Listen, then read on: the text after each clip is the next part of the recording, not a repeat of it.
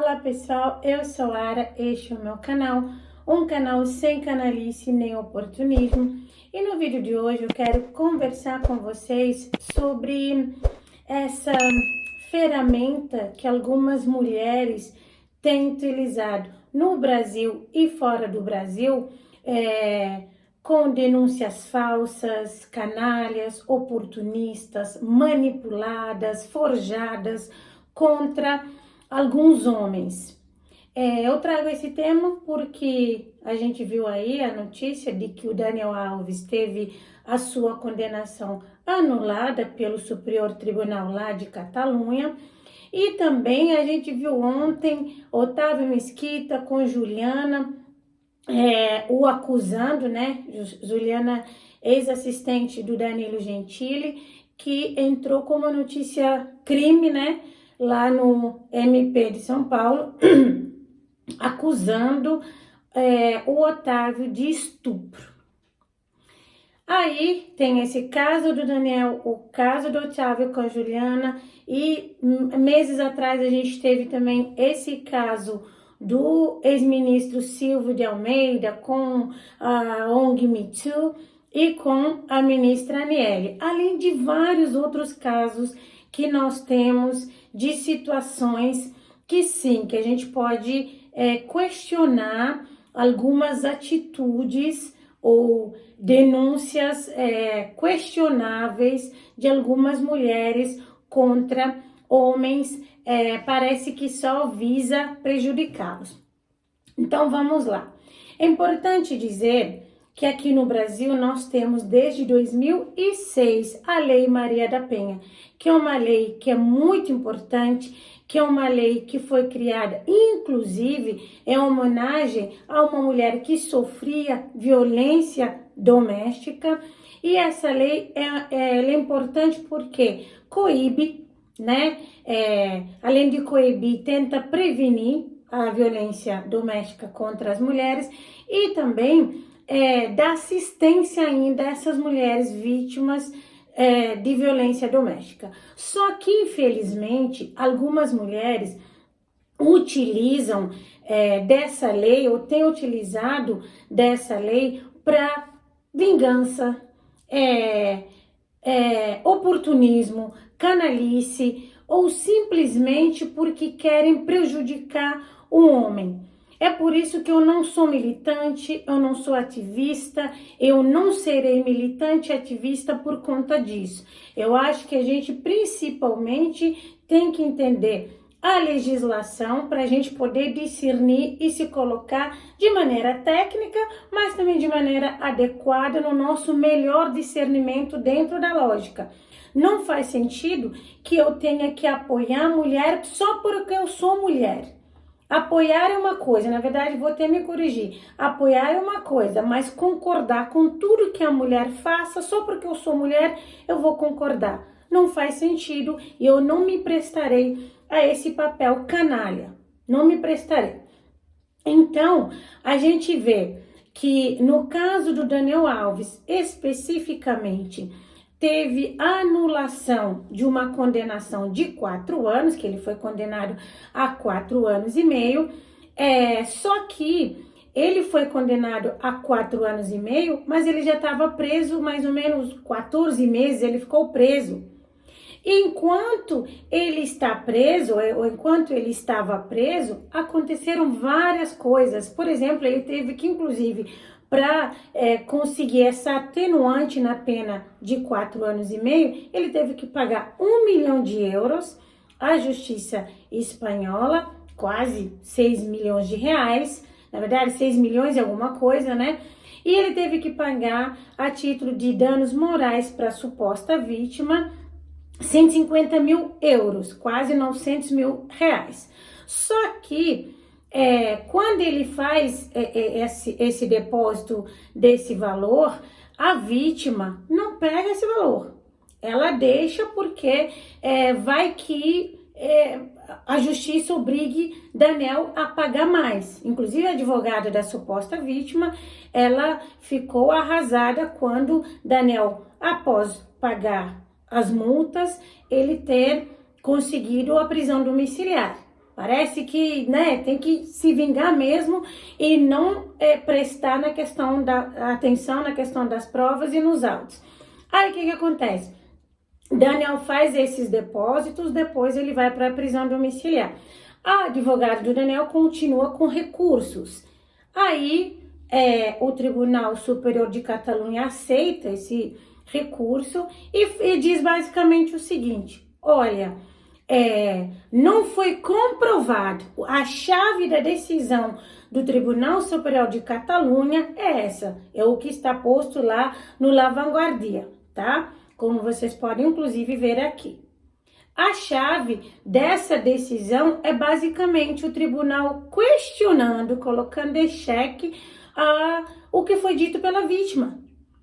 O tribunal, inclusive, repudiando e criticando a sentença anterior, que condenou o próprio Daniel a 4 anos, dizendo, olha, o que a gente tem de credibilidade, a gente não pode confundir com confiabilidade. Mostrando claramente, inclusive, nos autos, a parte que o La Vanguardia teve acesso, dizendo o seguinte, olha, o que ela disse está sendo confrontado com as imagens, não dá para dizer que é isso que efetivamente aconteceu. Por quê?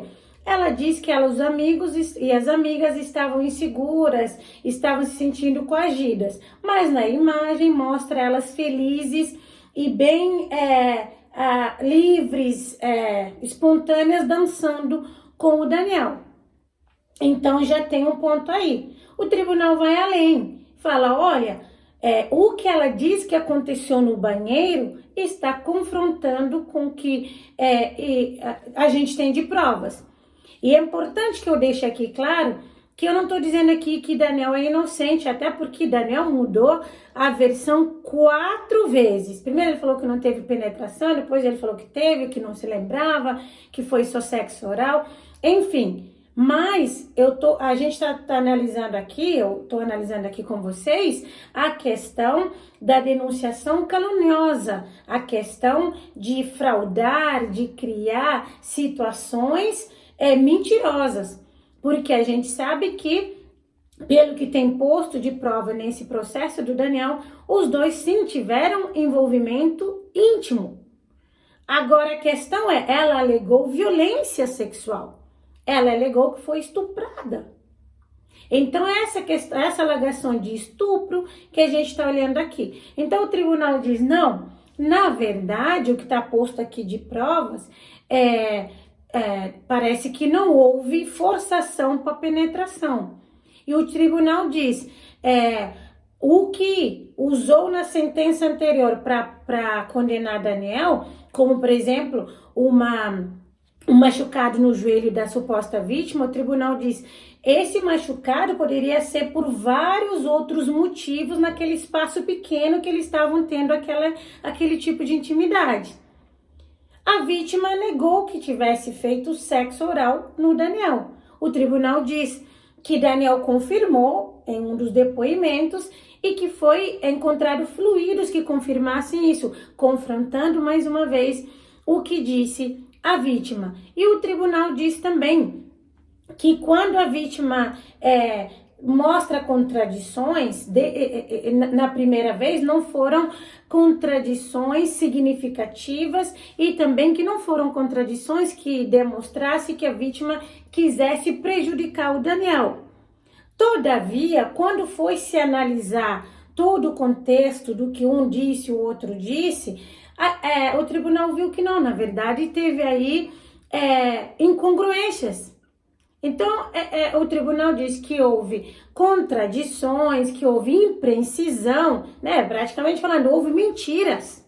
Houve mentiras.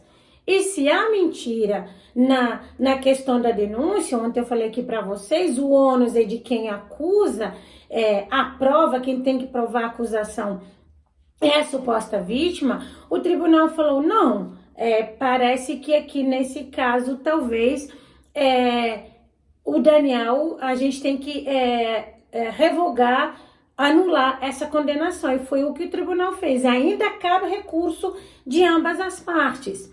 Aí a gente vê que tem muita mulher que usa assim da canalice, do oportunismo e fica fazendo táticas. Por quê? Eu contei para vocês aqui que o Daniel pagou 150 mil euros na justiça.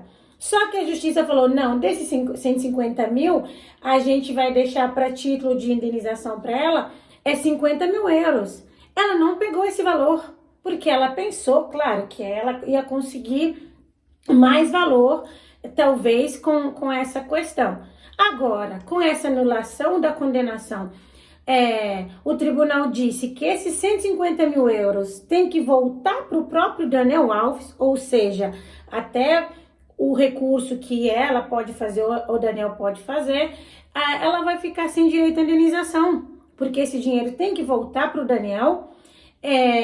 E além disso, o fato do Daniel ter ficado quase 1 ano e meio preso vai fazer com que o Estado espanhol pague a ele 11 mil euros de indenização, que dá em torno de 70 mil reais. É claro que nada disso acaba compensando por todo o desgaste, o transtorno mental, emocional, enfim, e físico que uma pessoa passa na cadeia, mas eu repito aqui, não tô defendendo que o Daniel seja inocente, até porque eu acho, e repito, Deus perdoe, karma não, homem casado, que vai, ou mulher casada, não importa, wherever, que vai se envolver com pessoas e trazer todo tipo de energia inadequada, inoportuna, inapropriada e oposta a Deus, tem a sua recompensa. Então, como ele se conectou com aquela energia, com aquela situação, a recompensa foi que ele viveu. Se ele não tivesse envolvido, não importa se com consentimento, se ele não tivesse envolvido, nada disso teria acontecido. Ele não estaria vivendo nenhum tipo de acusação nesse sentido.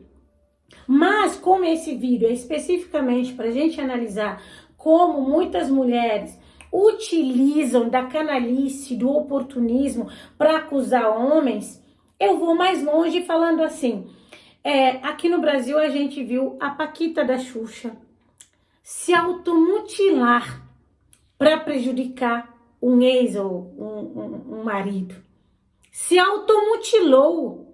Se não tivesse câmeras, esse cara estaria execrado em praça pública, julgado e condenado pela opinião pública, pelas feministas, enfim, pelos julgadores de plantão e, para piorar, sofrendo medidas, cautelares injustas, porque ele era e se provou inocente. Muita gente usa de causa séria e acaba prejudicando as mulheres que verdadeiramente precisam dessa proteção, acabam criando questionamento para invalidar a palavra ou depoimento legítimo das mulheres que sofrem violência doméstica diariamente nesse país e fora dele. Mulheres que não prejudicam só outras mulheres, prejudicam muitos homens inocentes. E prejudicam também a justiça, porque muita gente vai ficar descredibilizando a justiça, dizendo, tá vendo? Porque não investigou direito, porque só confiou na palavra da mulher. Então a gente vê esse caso do Daniel, também quase que um copia e cola do caso do ex-ministro Silvio de Almeida, que perdeu inclusive o ministério por conta das acusações que até agora não se provou. O ônus de quem acusa. A Nelly ventilou no início que era assédio sexual. E que a Nelly também é uma vergonha como ministra. Parece que o que cacifa a Nelly como ministra é ser irmã de Marielle. Uma ministra completamente despreparada, desinformada, inculta, enfim. A Nelly disse que teve assédio sexual, sendo que qualquer pessoa minimamente instruída sabe que assédio moral ou sexual só configura quando há relação de de subordinação. Só quando é hierarquia, chefe, subordinado. Só quando há esse relacionamento de subordinação pode configurar assédio sexual. Ah, meu chefe me assediou, minha chefe me assediou. Moral ou sexualmente, aí configura falar assédio. Mas ela não reportava o Silvio. Ela não era alguém que estava sob a gerência do ministro Silvio. Muito pelo contrário, ela era e é ministra de Estado. Uma mulher que, inclusive, esperou um ano para denunciar um suposto assédio, que repito, erroneamente, que não é assédio, mas um suposto estupro, um suposto... não ficou nem claro que ela quis denunciar, toques inapropriados. Por que uma ministra de Estado espera um ano para fazer essa denúncia? É questionável sim. E a gente precisa questionar e repudiar. Ah, mas porque ela tinha insegurança? Ué, ela é ministra de Estado, não reportava a ele. E cadê as mulheres empoderadas da esquerda? É esse exemplo que ela quis dar para as mulheres que não são ministras de Estado, mulheres que inclusive dependem financeiramente dos respectivos companheiros. Ela que não dependia nem financeira, nem emocional, nem profissionalmente do Silvio, se calou durante um ano, porque aí não era oportuno. Isso é canalice. Aí, quando foi oportuno para ela, ela soltou, e do nada, depois que se soltou, vieram várias acusações contra o Silvio. Aí vieram as Me Toos, né, a ONG Me Too, inclusive a denúncia de que a ONG ficou ligando para as ex-alunas do Silvio e falou: se junta, vamos fazer volume na denúncia, que inadequado.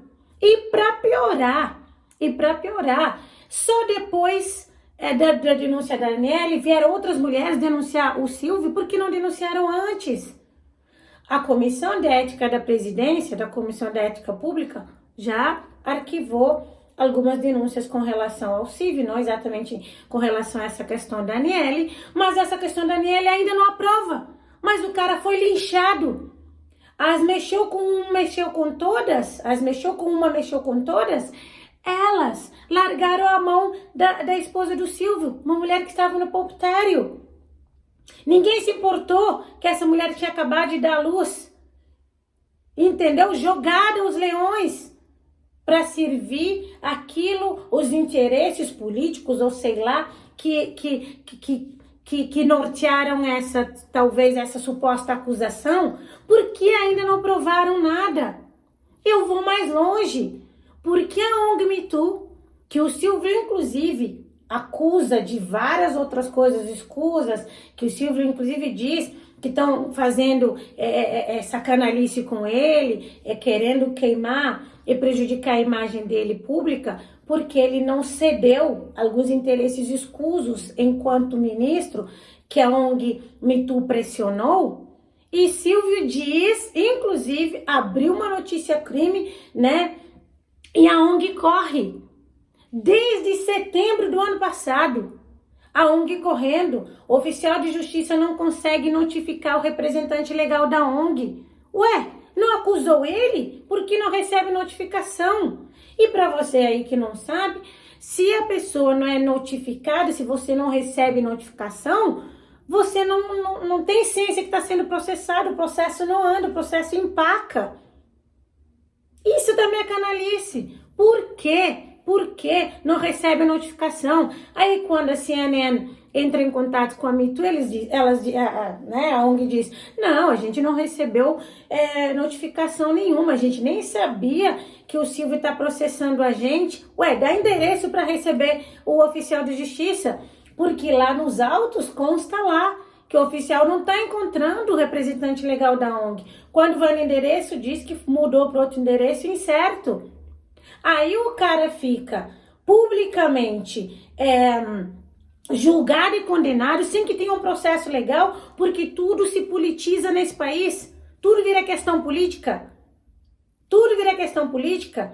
E a gente precisa avaliar as coisas sem canalice. Não importa se é fulano ou se é beltrano. A gente tem que olhar os fatos.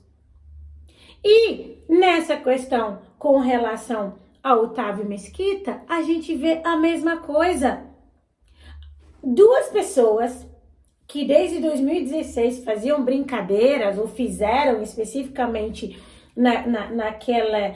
naquele programa que o Otávio participou, a gente tem que criticar. Infantilidade, eu não vi graça nenhuma naquele vídeo, você pode inclusive assistir aqui. Otávio sempre foi pueril, eu sempre falei pro meu marido, parece que ele não teve adolescência, ele é um eterno adolescente, sabe? Sem limite, sem noção, sem sabedoria nenhuma. A gente pode falar que na cena que a gente viu, Juliana, se ela estivesse incomodada, pelo menos na minha opinião, não ficou muito claro, Mas a pergunta é, por que quase 10 anos depois, para acusar Otávio de estupro? Por que permitiu aquela intimidade? Porque ela trabalhava naquele lugar, ela tinha que permitir? Porque diferente do caso de Aniele, ela era subordinada?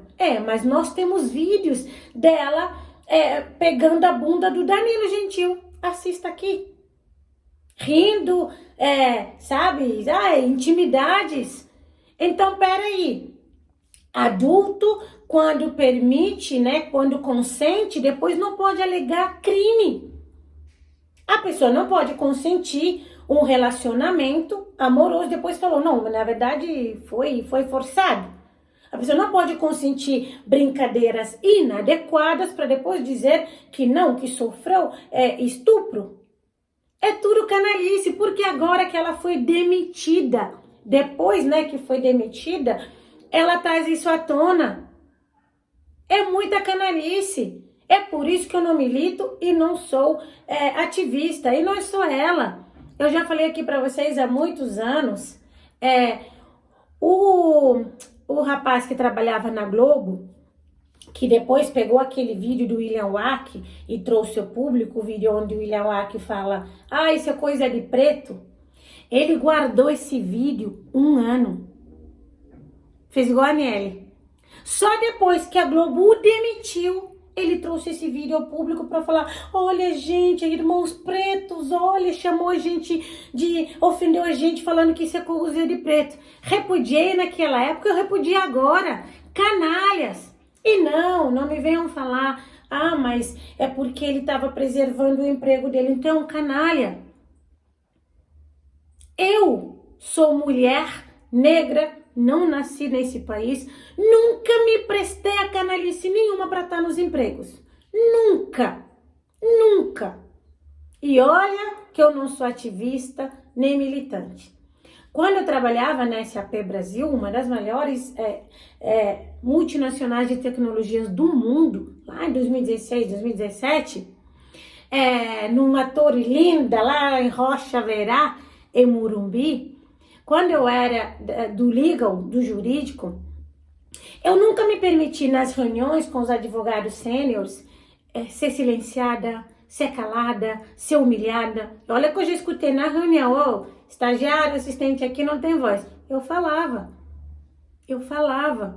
Nunca me permiti ser humilhada. Eu tinha orgulho de estar numa empresa que eu candidatei com quase 2.000 pessoas. Eu fui escolhida por mérito, pela minha capacidade.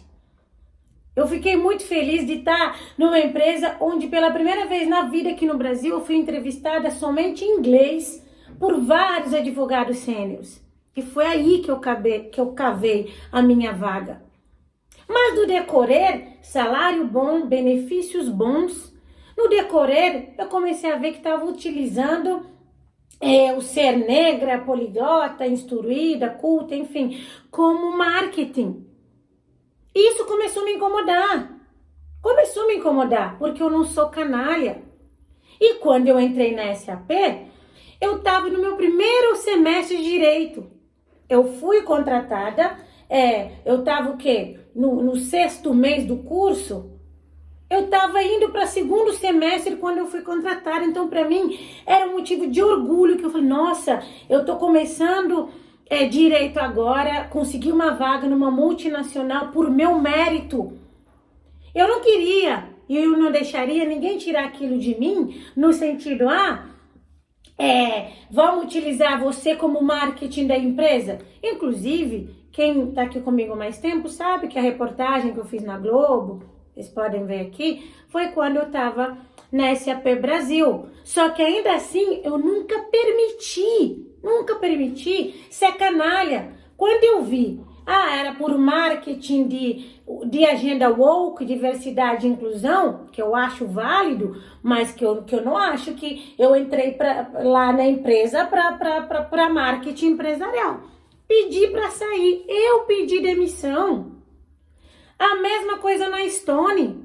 Quando eu estava na Stone, que eu vi ambiente que para mim era tóxico, no meu entendimento de ambiente saudável, eu me retirei, ganhando bem, muito bem, inclusive. Eu me retirei. Plano de saúde, para mim, na minha família, odontológico, eu me retirei, sem precisar fazer canalice. Então, desculpa, é canalice, é oportunismo, essa galera que não pede demissão, quando deve, aguenta todo tipo de humilhação, se rasteja como um réptil, aí quando é conveniente vem falar de assédio. Dani Calabresa e o grupinho lá da Globo fizeram isso com o Márcio Smelling, porque eles fazem assassinato de reputação, é o mesmo modus operandi. Márcio Smelling, todas as informações eram públicas. Quando ele inclusive ele fez igual o Silvio fez. Quando ele processa a galera, aí tentam silenciar ele publicamente. Você não pode falar público. Vocês não fizeram escândalo público? Por que ele não pode se defender público? Se vocês o atacaram publicamente, ele tem que se defender publicamente. Mas não, fica parecendo que criam, e a mídia mainstream também apoia, criam toda essa situação para fazer assassinato de reputação. A gente viu as supostas vítimas de Márcio Smelling em todos os canais. Quando foi ele, a gente quase não viu, coitado, ele teve que criar o canal dele no YouTube para ele poder ter voz. Porque a galera quer lacrar, quer apoiar a causa só por apoiar a palavra da vítima vale. Mas depois, cada uma foi saindo do processo do Márcio, se não estou em erro, ficaram 4 ou 5 só no processo. Porque a maioria, na verdade, fui na onda, é feito manada. Então a gente vê que muitas vezes é só por canalice, só por oportunismo. E eu não vou apoiar esse tipo de coisa, porque, eu sou mulher, mas a gente também é mãe. Eu não tenho filhos, homens, né? Eu tenho uma filha. Mas você que é mãe, você vai abraçar a causa de mulher que frauda depoimento, que manipula, que mente só para prejudicar um homem? Esse homem poderia ser seu filho, poderia ser seu irmão, ente querido que você ama. É justo isso? A troco de quê? Da vingança, da raiva? Não faz sentido. Eu não concordo com esse tipo de coisa. Não achei bacana o que aconteceu com questão do Daniel Alves, até o que a gente tem hoje de provas. E eu acho principalmente que a gente não pode se contaminar, a gente tem que avaliar as coisas com lucidez, com entendimento, para que a gente possa ter assim o nosso melhor discernimento e não ser manipulado por conta de pautas ou de causas. Mas vocês já sabem, aqui no meu canal é sem canalice nem oportunismo. Arriba!